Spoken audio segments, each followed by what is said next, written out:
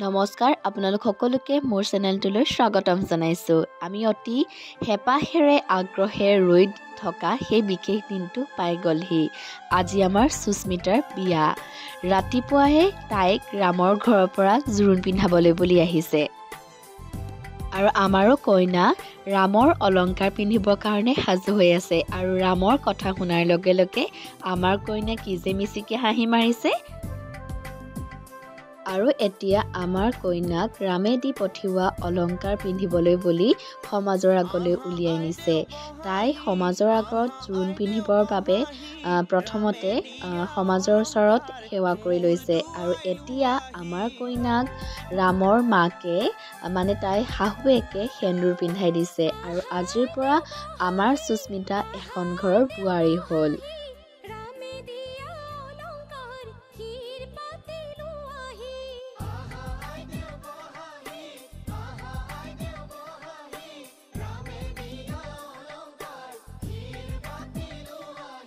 আৰু আমাৰ কইনাক সেন্দুৰ দিয়াৰ পাছত ইমান মৰম লাগিছে নহয়নে বাৰু?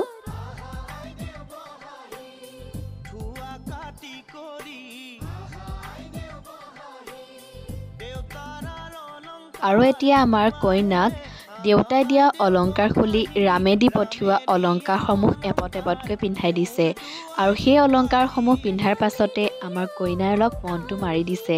কাৰণ যিখন ঘৰত জন্ম হৈছে আজিৰ পৰা সেইখন ঘৰ এৰি তেওঁ এখন ঘৰৰ বোৱাৰী হ'ব। আৰু সঁচাকৈ কইনা সাজত আমাৰ কইনাক ইমান মৰম লাগিছে নহয়নে বাৰু? আপোনালোকে সকলোৱে কমেণ্ট কৰি জনাব দেই।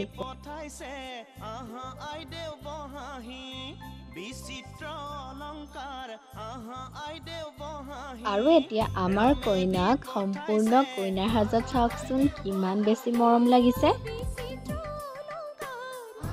আৰু এতিয়া আমাৰ কইনাই ৰামৰ ঘৰৰ পৰা দিয়া অলংকাৰৰ সাজ পৰিধান কৰি ৰেডি হৈ গ'ল। আৰু এয়া হৈছে জোৰোণৰ আগদিনাখনৰ ৰাতি নামৰ দৃশ্য।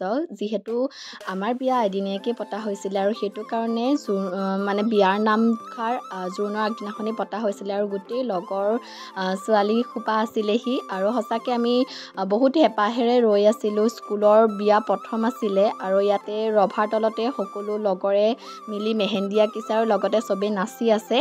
অৱশ্যে মই কিন্তু নাছিলোঁ দেই জোৰোণৰ আগদিনাখন। আৰু এয়া আমাৰ কইনাৰ দৰাৰ লগত কথা পাতি আছে। আৰু বিহুটো নাচিবই লাগিব বিয়া হ'লে। আৰু লগতে আমাৰ কইনাৰ দেউতাকেও পূৰা কঁকাল ভাঙি ভাঙি নাচিছে জীয়েকৰ বিয়া বুলি।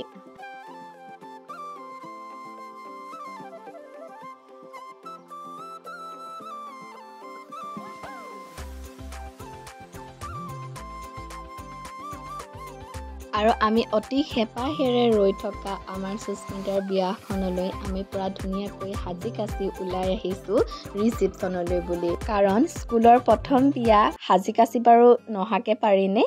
আৰু আমি এই বিয়াখনত সঁচাকৈ বহুত বেছি ফূৰ্তি কৰিম বুলি ভাবিছোঁ। আৰু এয়া আমাৰ কইনা।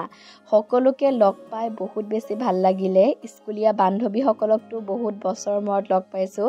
কাৰণ এতিয়া আমি চব বেলেগ বেলেগকৈ কিবা কিবি কৰি থকা হৈছে। সেইটো কাৰণে লগ পোৱাটো নহয়েই। সেইটো কাৰণে সুস্মিতাৰ বিয়াতে লগ পাই বহুত বেছি ভাল লাগিলে। আৰু এতিয়া আমি পায়ে কফি খালোঁ। কফি খাই হোৱাৰ পাছত আমি ধুনীয়াকৈ পেট পূজাও কৰি ল'লোঁ। আৰু বিশ্বাস কৰক খানাটো কিন্তু বহুত বেছি টেষ্টি হৈছিলে দেই।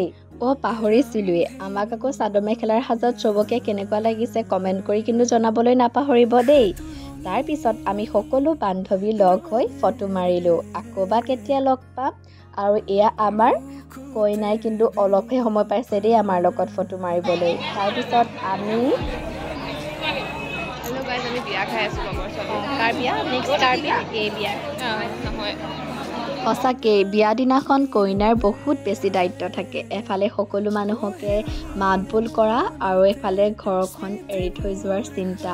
আৰু এয়া আমাৰ কইনা এতিয়া পেহী জেঠাই আৰু মাৰ লগত ফটো মাৰি আছে। আৰু এয়া হৈছে আমাৰ ৰিচা। তাইকো বহুত বছৰ পাছত লগ পালোঁ। আৰু লগ পাই সঁচাকৈয়ে ভাল লাগিলে। খুব কম সময়ৰ কাৰণে লগ পালোঁ। তাই এতিয়া যাবলৈ বুলি ওলাইছে। যিমানে সময়বোৰ আহি আছে সিমানে মনটো অলপ বেয়া লাগি গৈ আছে। কাৰণ অলপ সময় পাছতেই সুস্মিতা বেলেগ এখন ঘৰলৈ বোৱাৰী হৈ যাবগৈ।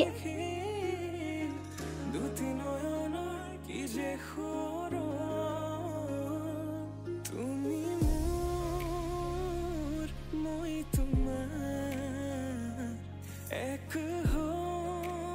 আৰু ইও ফটো মাৰিবলৈ ধুনীয়াকৈ প'জ দি দিছে চাওকচোন আৰু এয়া হৈছে ৰাতিৰ পৰিৱেশ ৰাতিও আচলতে বহুত বেছি ভাল লাগিছিলে আৰু লগৰ দুগৰাকীমান আহিলে উন্নতি আহিলে আৰু ৰাণী আহিলে তাহাঁতকো বহুত বছৰৰ পাছত লগ পাইছিলোঁ সুস্মিতাৰ কাৰণে এটা বিশেষ দিন আছিলে আমাৰ কাৰণে এটা বিশেষ দিনেই আছিলে বুলি ক'ব লাগিব কাৰণ আমি বহুত বছৰৰ পাছত সকলো লগৰ ছোৱালীকে লগ পালোঁ বহুত বেছি ভাল লাগিলে আৰু এতিয়া চাবচোন দে ইয়াৰ নেক্সট কাৰ বিয়া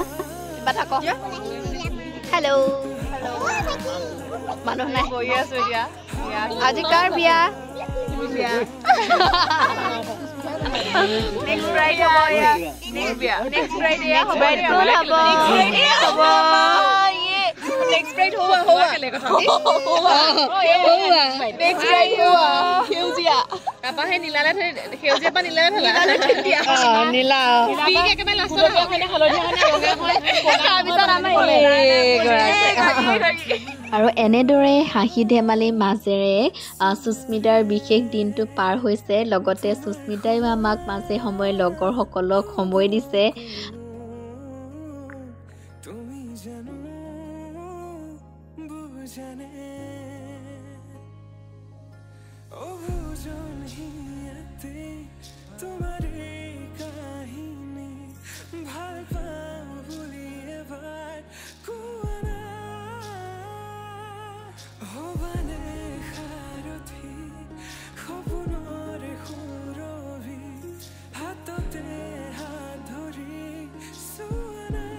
যিহেতু কইনাক গা ধুৱাবৰ কাৰণে সময় হৈ গ'ল আৰু সেইটো কাৰণে আমি অলপ নাচিও ল'লোঁ আৰু লগতে এতিয়া কইনাক গা ধুৱাবৰ কাৰণে বৰপুখুৰী পাৰত পানী তুলিবলৈ যাব সেয়াৰো কিছু অংশ আপোনালোকৰ আগত আগবঢ়াইছোঁ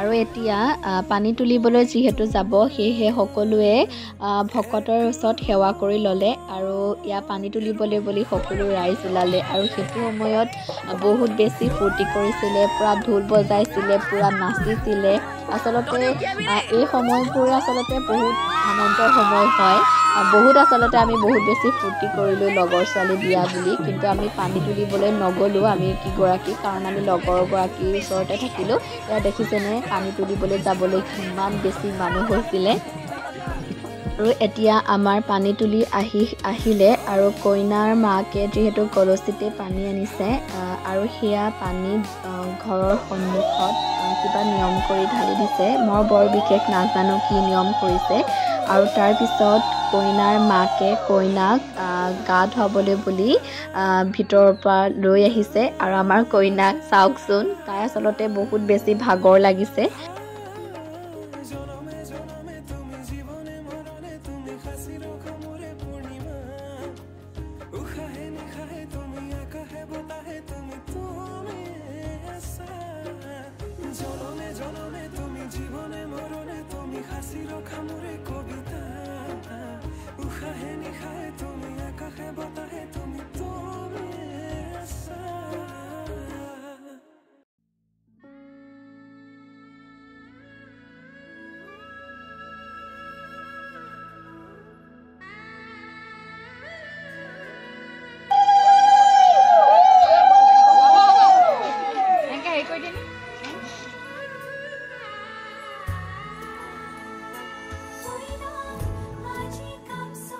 আৰু এতিয়া আমাৰ কইনাক নতুন ঘৰখনলৈ যাবৰ কাৰণে ৰেডি কৰিবৰ বাবে মাকে মাহ হালধিয়ে নোৱাইছে আৰু তাৰপিছত জেঠাই পেহী খুৰী আইতা সকলোৱে তাইক নোৱাইছে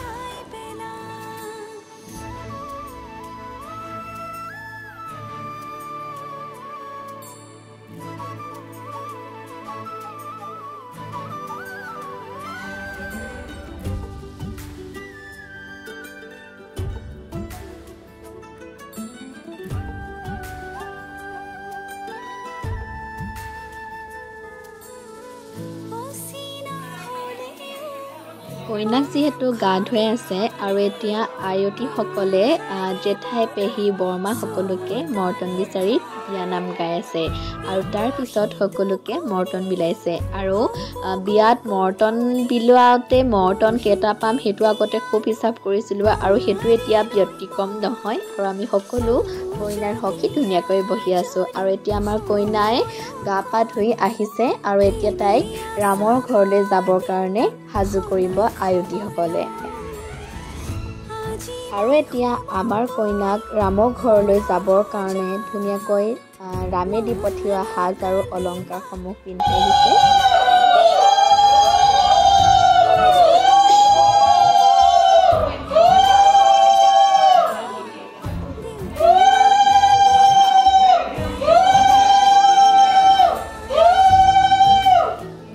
আৰু এতিয়া আমাৰ কইনা ৰামৰ অপেক্ষাত ধুনীয়াকৈ বহি আছে আৰু আয়তীসকলেও ধুনীয়াকৈ বিয়ানাম গাই আছে আহকচোন অলপ শুনো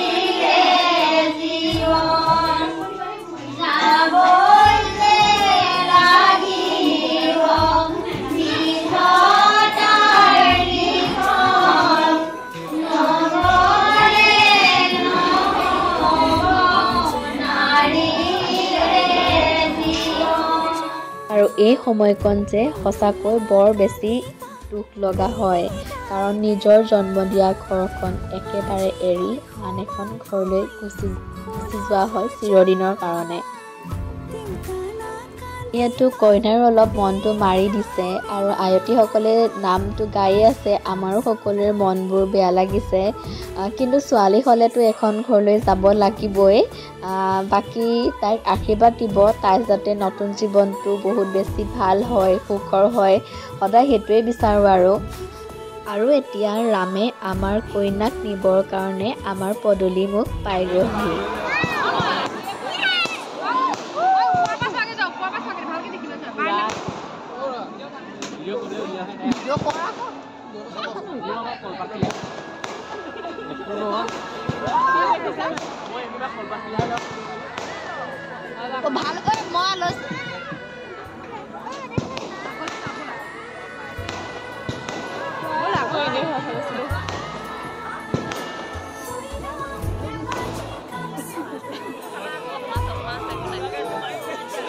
আৰু এয়া কইনা ঘৰ আৰু দৰা ঘৰত চাউল খেতি কৰিছে মানে জোকোৰা জোকৰি কৰিছে আৰু এতিয়াই সকলোৱে পুৰা বেছি বিহু নাচিছে আৰু এই মুহূৰ্তটো বহুত বেছি ভাল লাগে কিন্তু আমি স্প্ৰে মাৰি থকাৰ কাৰণে আমি নানাচিলোঁ আমি ডাইৰেক্ট কইনাৰ ওচৰলৈ গুচি গ'লোঁ সেইটো কাৰণে সেইডোখৰ ভিডিঅ' কৰা নহ'ল কিন্তু সঁচাকৈ সেইটো সময়ত বিৰাট বেছি ভাল লাগিছিলে আৰু আমাৰ বিয়াখনলৈ আহিছিলে আকৌ কমেডি কৰি থকা এণ্ডা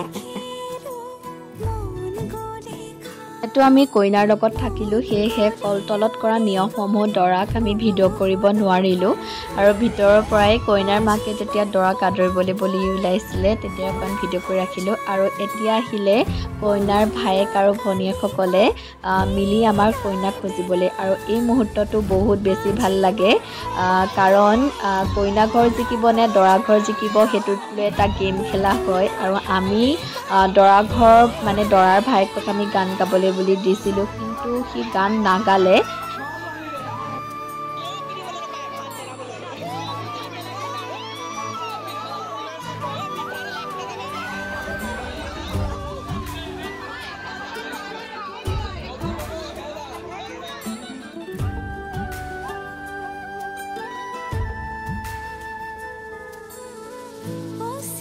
আৰু এনেদৰে আমি কইনা ঘৰে দৰা ঘৰৰ লোকসকলৰ লগত অলপমান ধেমালি কৰিলোঁ আৰু তাৰ পিছত দৰা ঘৰৰ সকলোৱে মিলি গান গালে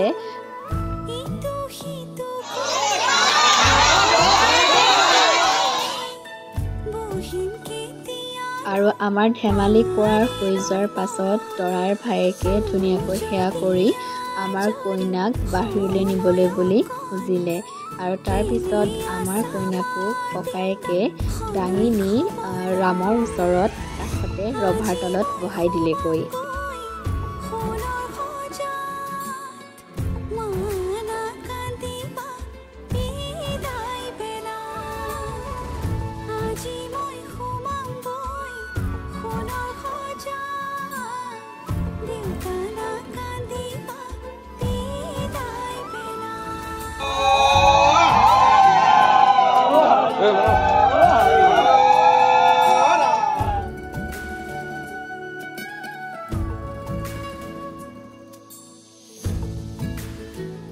আৰু বিধি পাঠ পঢ়োৱাৰ শেষ হোৱাৰ পাছত আমাৰ সুস্মিতা আৰু দীপাংকৰ দাৰ বিয়া হৈ গ'ল আৰু এতিয়া দৰা কইনাক দুয়োকে জলপান খুৱাবৰ কাৰণে ভিতৰলৈ বুলি মাকে লৈ গৈছে আৰু ইয়াত চাওকচোন দীপাংকৰ দাই ইমান মৰমত আমাৰ কইনাক খুৱাই দিছে লগতে আকৌ আমাৰ সুস্মিতায়ো খুৱাই দিছে দেই আৰু এতিয়া আটাইতকৈ বেছি দুখ লগা সময়কণ পাই গ'লহি যিহেতু সুস্মিতাৰ একেবাৰে দীপাংকৰ দাৰ লগত যাবলৈ সময় হৈ গ'ল সেইটো কাৰণে মা দেউতাৰ ওচৰত সেৱা কৰি এখন তামোল পাণ দিছে আৰু সেইটো সময়ত ইমান বেছি দুখ লাগিছিলে যে সেইটো বুজাব নোৱাৰিম কাৰণ কইনাৰ বিদায় দিয়া মুহূৰ্তটো বহুত বেছি দুখৰ হয় নাজানো সৰু সৰু কিছুমান মমেণ্ট মনলৈ আহিছিলে তাইৰ লগত পাৰ কৰা আকৌ বা এনেকৈ পাৰ কৰিব পাৰিম নে নোৱাৰিম সেইটোতো নাজানো কিন্তু এটাই ভাল লাগিছে কাৰণ তাইৰ লগত সদায় দীপাংকৰ দা থাকিব আৰু দুইজনলৈকে যুগ্ম জীৱনৰ বহুত বেছি শুভেচ্ছা যাচিলোঁ দিনবোৰ ভাল হওক তাৰে কামনাৰে